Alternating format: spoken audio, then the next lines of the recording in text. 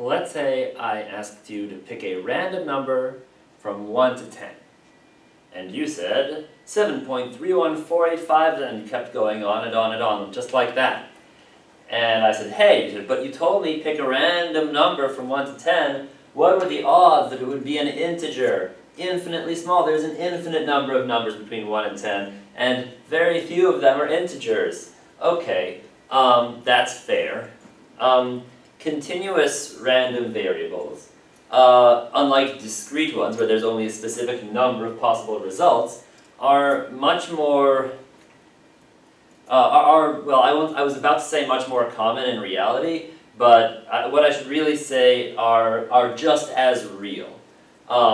For example, if I aim to throw this marker at the camera, then I may hit the camera directly in the middle of the lens, but I may also miss it by a few inches this way or a few inches that way. And if you were going to graph the left-right axis and where my pen is most likely to hit, well, it would be most likely to hit right on, but it would be just as likely to miss by a little bit to the right or to the left.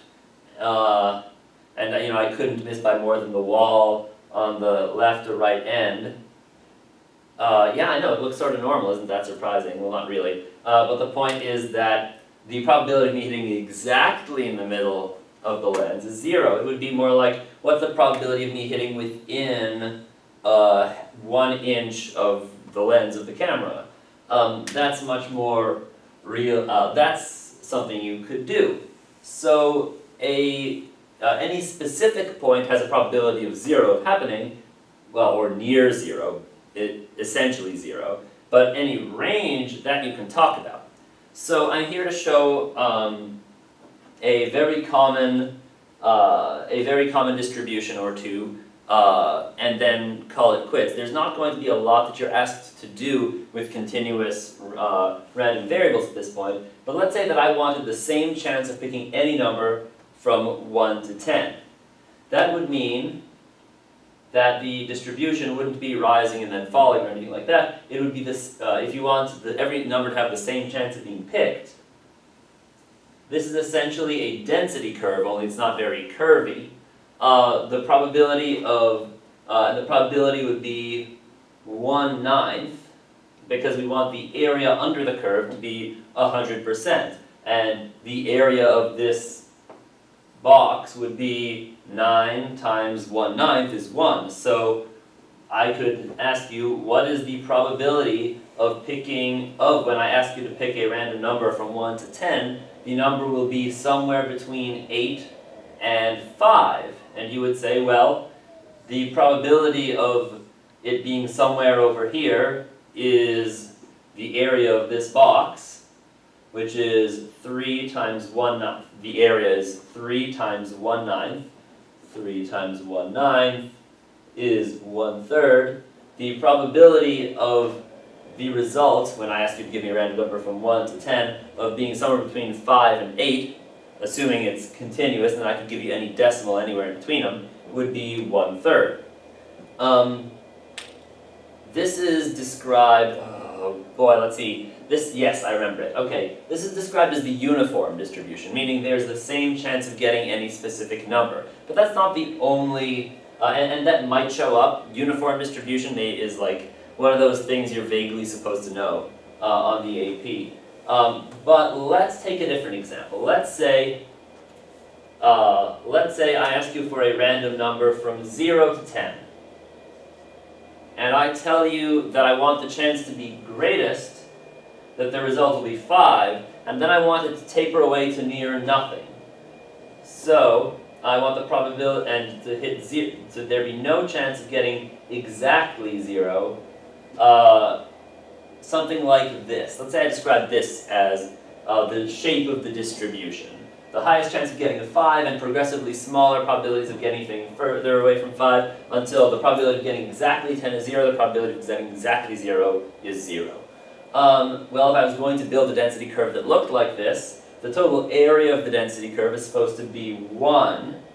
So, well, triangle area formula, 1/2 times base, the length of the base is 10, times height, and I need the area to come out as 1.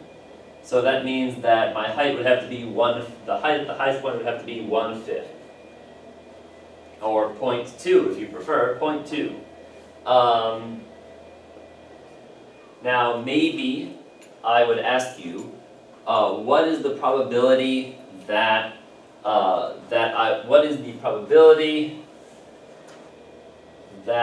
the result would be between 4 and 7? Well, then I'd go and approach the curve and say, okay, what is the chance of getting more than 4 but less than 7? That would be this area over here. Does this look a little familiar from normal curves? Right. The probability that I'd get a result somewhere in there would be, and it's possible in theory to calculate expected value and variance of such distributions. The expected value would be 5, and the variance would be really hard to calculate. Such techniques exist to calculate such things.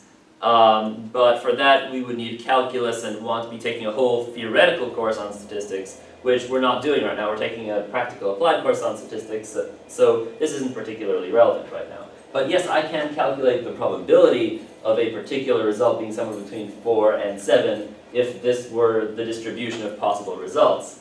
I could pick a number from 0 to 10, and have the chance be high that there's a 5, and that there's no chance of exactly 0 or 10. Maybe your distribution looks like this, and then highest chance of getting 5. So, oh, oops, I didn't write that right. What's the probability of getting between 4 and 7? Well, we can find the area under that curve. Over here, the average height during this one times the average height would be between 0.18. Yeah, I did a lot of math there pretty quickly. Basically, the slope here would be rise 0.2, run 5. So how much would it rise for a run of 0.4? It would run 0.16, because it's 5 steps, so each step is 0.04. And then the average height would be 1.18 times 1 is 0.18, and then another over here, the average height would be 0.16 times 2 would be plus the area on this side would be 0.32. And you can run through the math slower if you want, finding the area of this weird shape. But yeah, in theory it could be fine. They won't ask you to do this on the AP. But I just wanted to show that it was theoretically a possible thing to do. You probably won't be asked to do this, but should you know what a continuous random variable is? Yes, because the normal curve is one. A more complicated one than this, which is why I showed you a simple example. Yes, in theory you can find variance and standard deviation and expected value. All of those things are real and exist. In fact, the complicated math of the normal curve, you don't need to know the exact formula for it. But the calculator will find you will be able to work with important values like mean and standard deviation and expected value, also known as mean. Yeah.